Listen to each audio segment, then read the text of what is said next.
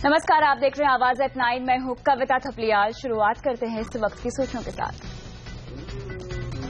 अगले महीने शुरू होगा ऑपरेशन क्लीन मनी पार्ट 2। नोटबंदी के बाद जिन खातों में 5 लाख से ज्यादा जमा हुए उनकी होगी जांच।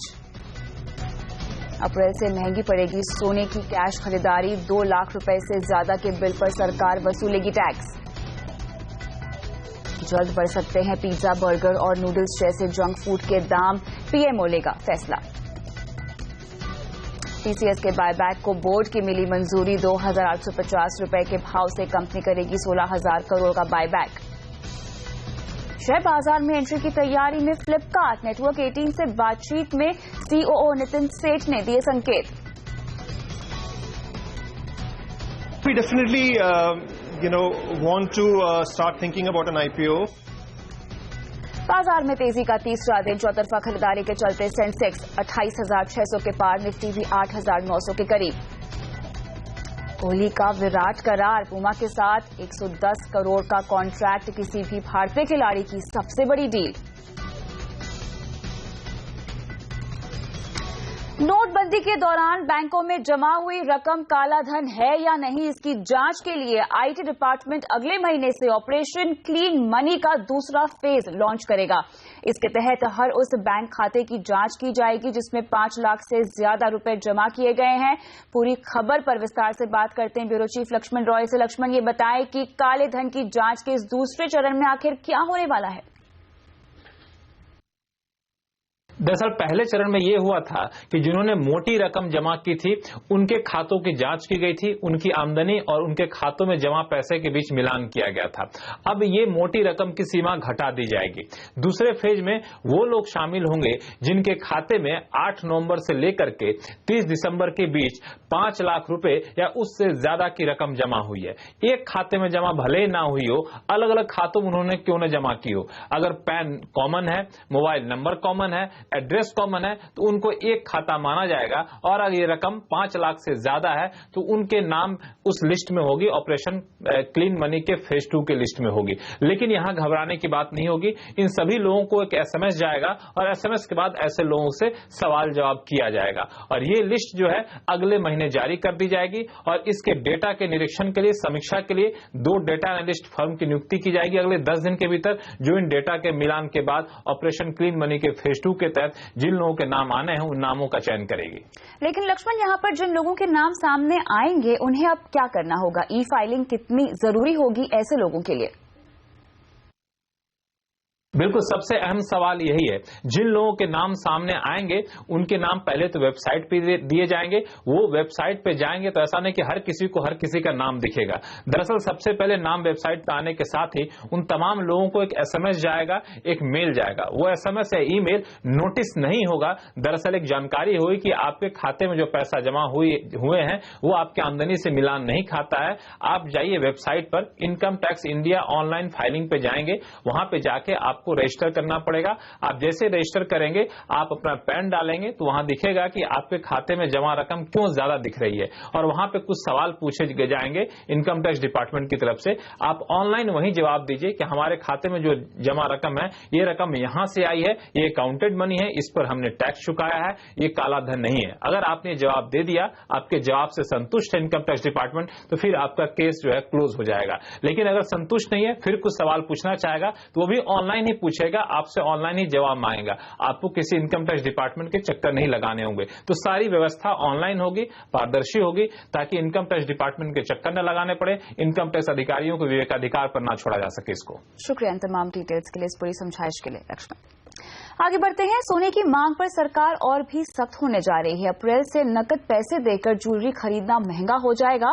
फाइनेंस बिल पास होने के बाद सरकार 5 लाख की बजाय 2 लाख रुपए की ज्वेलरी खरीद पर 1% टीसीएस यानी टैक्स कलेक्शन एट सोर्स वसूलेगी और इसका प्रस्ताव बजट में किया गया था। इधर अप्रैल 2016 से जनवरी 2017 के बीच गोल्ड इंपोर्ट में 33% की कमी आई है।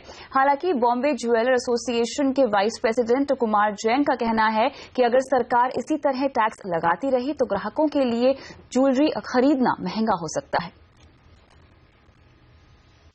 ज्वेलरी जो एक ऐसी चीज है कि जिससे हिंदुस्तान का जहां तक सवाल है तो वहां उसका खिंचाव कभी कम नहीं होना है। हो सकता है जितने भी टैक्स ऐड होंगे उसके हिसाब से उसके रेट बढ़ेंगे और रेट बढ़ने से आम आदमी जो है अपनी शादियों के लिए रिसाइकल गोल्ड इन्वेस्टेड गोल्ड उसको यूज करेगा। और जो जहां तक कैश परचेज का सवाल है या एक्स्ट्रा परचेज का सवाल, उसमें वो टैक्स पे करके अपने आप को वहीं कंटिन्यू करेगा ही, उसमें कोई ज्यादा फर्क नहीं पड़ना है मेरे ख्याल से। वही निर्मल बंक कमोडिटीज के कुणाल शाह का कहना है कि सोना बहुत ज्यादा नीचे नहीं जाएगा और ऐसे में निवेश किया जा सकता है। मुझे नहीं लगता है कि गोल्ड के प्राइसेस बहुत ज्यादा नीचे जाने चाहिए।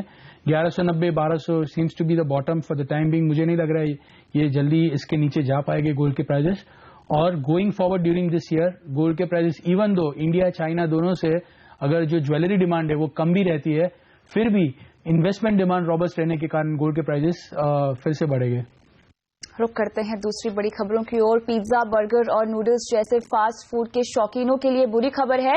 सरकार जल्द ही जंक फूड पर फैट टैक्स लगा सकती है। स्वास्थ्य मंत्रालय जीएसटी लागू होने के बाद इसे लागू करने पर विचार कर रहा है।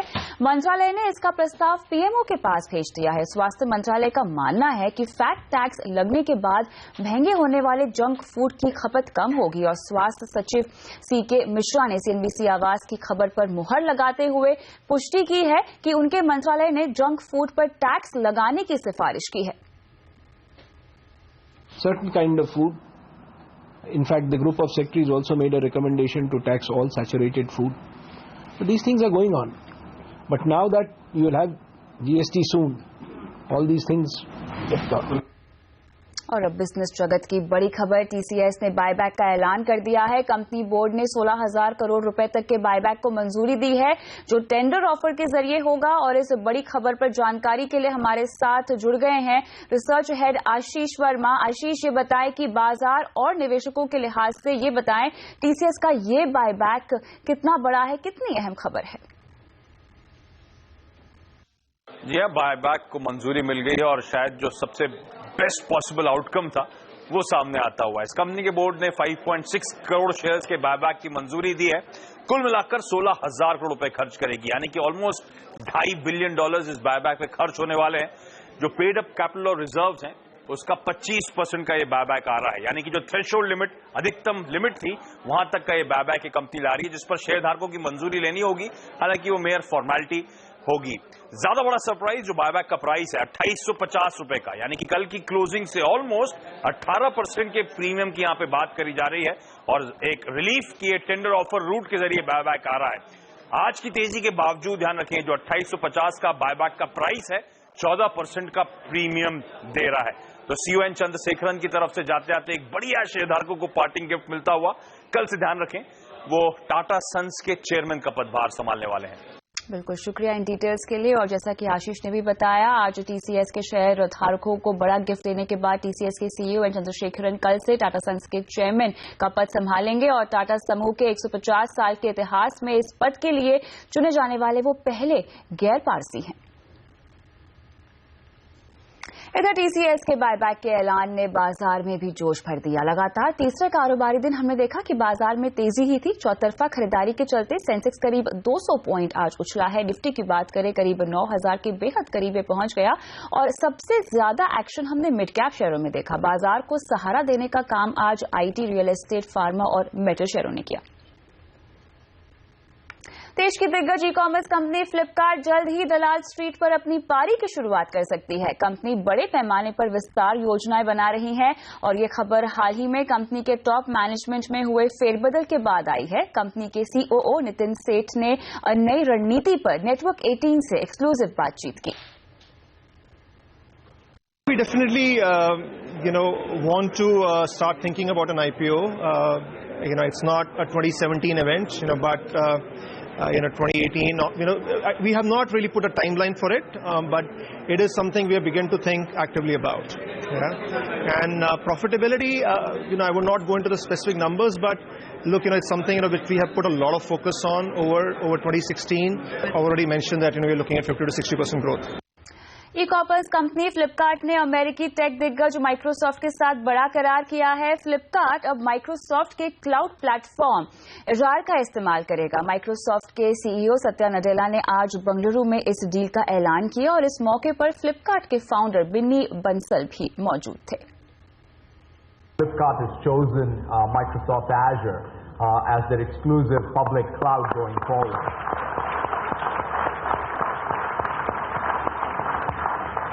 And of course, this is just the start, because ultimately for us as well, to your point, Nandan, it's all about being able to support the entrepreneurs of India to be able to create global scale businesses. And that's really, when we think about our mission, that's at the center of it. Bharat ने आज अमेरिकी सांसदों के एक प्रतिनिधि मंडल के साथ दोनों देशों के आपसी व्यापारिक मुद्दों पर चर्चा की है और हमें मिली जानकारी के मुताबिक भारत ने H-1B visa, intellectual property rights और कॉपीराइट जैसे मुद्दों पर अपना पक्ष अमेरिकी प्रतिनिधि मंडल के सामने रखा। अमेरिकी सांसदों ने भारत को भरोसा दिलाया है कि ट्रंप प्रशासन कोई भी नीति बनाने के पहले भारत के हितों का ख्याल रखेगा। और एक ब्रेक के लिए, ब्रेक के बाद हाफिज सईद के घर मोदी का डर। देखिए नेटवर्क 18 से एक्सक्लूसिव खबर इस ब्रेक के बाद।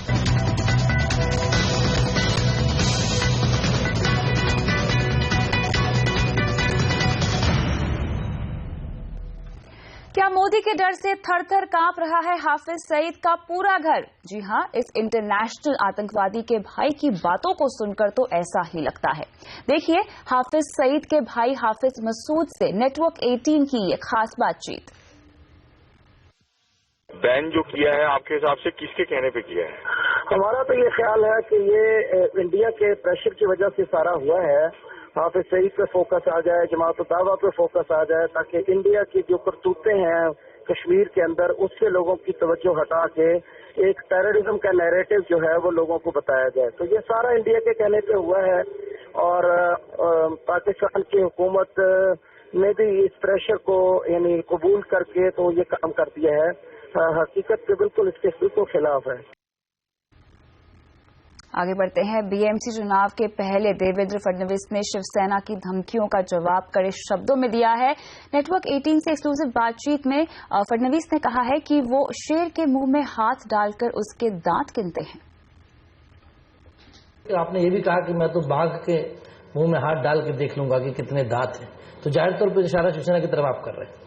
हाँ, 100%, क्योंकि जब कोई ये कहता है कि भाई हम शेर है, हमारा पंजा नहीं देखा, हम पंजा मारेंगे, तो मैंने ये बताया कि भाई हम बचपन से ये सीखे कि भाई शेर के मुंह में हाथ डालकर दांत गिनना ये हमको आता है, और इसलिए ये सारी चीजें क्यों हमको बताते हो, ये क्यों धमकाते हो हमको मत धमकाओ भाई, हम इन धमकियों से डरने वाले नहीं है। तो कल सुबह 7:30 बजे बीएमसी चुनाव के लिए वोटिंग शुरू होगी, जो शाम 5:30 बजे तक चलेगी। सीएनबीसी आवाज की तरफ से तमाम मुंबईकरों से हमारी अपील है कि वोट जरूर डालें। वैसे तो अब तक मुंबई के तमाम वोटर्स को स्लिप जरूर मिल गई होगी, लेकिन अगर नहीं मिली है तो वोटर लिस्ट में अपना नाम तुरंत चेक करें। इसके लिए ट्रू वोटर ऐप है, बीएमसी की वेबसाइट www.mcgm.gov.in है और तमाम तरह के दूसरे ऑनलाइन ऑप्शंस मौजूद हैं। आप नक्शे पर भी अपना बूथ पता कर सकते हैं। जो भी दिक्कत हो उसे दूर करें और वोट जरूर करें। वोट कर या क्रिप कर, लेकिन वोट कर मुंबई कर। घूम फिर के बात आती है कि मुंबई में 37,000 करोड़ का ये बजट वाला बीएमसी का चुनाव है। इसमें अगले 5 सालों में करीब 2.5 लाख करोड़ रुपया खर्चा मुंबई पर होना है, यानी हर एक मुंबई वासी पर 2 लाख रुपए खर्चा होगा। क्या मैं अपना कुछ वक्त, कीमती भी नहीं कहूंगा, कुछ वक्त अपने शहर के लिए नहीं दे सकता हूं? और रुकते एक ब्रेक के लिए, लेकिन खबरों का सिलसिला जारी है। आवाज एट 9 में बने रहें।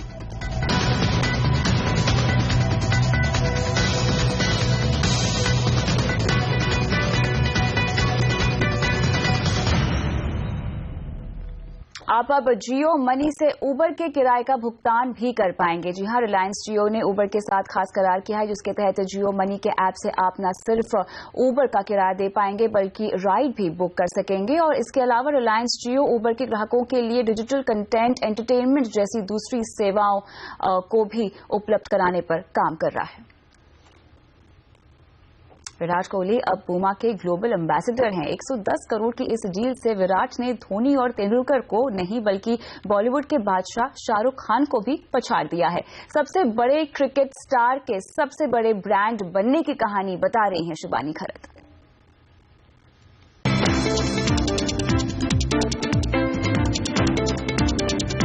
विराट कोहली देश के सबसे बड़े यूथ आइकन, दुनिया भर में है इनकी फॉलोइंग। ट्विटर पर इनके ट्वीट करते हैं ट्रेंड। 2016 का गोल्डन ट्वीट भी विराट का ही था और पूमा के साथ उनकी 110 करोड़ की डील की नींव भी 2017 की शुरुआत में लिखा उनका ट्वीट ही है। Virat as an athlete has been very, very successful. Virat stands not just for a great cricketer, a great cricket captain, but he is also someone who is an extremely fierce athlete. He believes in fitness, and I think that's where he gels with our brand ethos. Cricket में धुआंधार जीत हो, खास सामाजिक मुद्दों से जुड़ना या फिर निजी जिंदगी में अनुष्का शर्मा से रिश्ता, विराट कोहली हर बात बिंदास अंदाज में कहते और करते हैं। ब्रांड पूमा इसी अंदाज को लेकर आगे बढ़ेगी। 8 साल की इस डील के तहत विराट के नाम की खास प्रोडक्ट लाइन निकाली जाएगी। विराट को कंपनी के मुनाफे में रॉयल्टी मिलेगी और पूमा कोहली के साथ अपना नया कैंपेन भी जल्द ही लॉन्च करेगी। Both the brands will try and create moments where we would like to transform India, we would like to inspire India, and we would do a lot of initiatives, activities, engagements and investments from our side. इस deal के बाद कोहली देश के पहले ऐसे brand ambassador बन गए हैं जिन्होंने एक ही ब्रांड के साथ इतनी बड़ी डील साइन की है। ब्रांड वैल्यू की बात करें तो 2016 में विराट 618 करोड़ की ब्रांड वैल्यू के साथ दूसरे नंबर पर थे, लेकिन पूमा के साथ हुई इस डील के बाद उन्होंने किंग खान को भी पीछे छोड़ दिया है। 2016 के अंत तक विराट के पास 13 ब्रांड थे।